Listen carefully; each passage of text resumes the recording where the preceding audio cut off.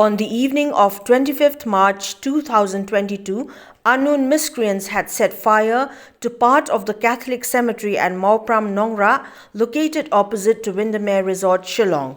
On noticing the flames, staff of Windermere Resort tried their best to extinguish the fire that was almost ravaging the entire area due to strong winds. Halfway through, they informed the 108 and police personnel of the RYNJAH police station, who arrived at the location to douse the flames, thereby preventing the spread of the fire to other areas.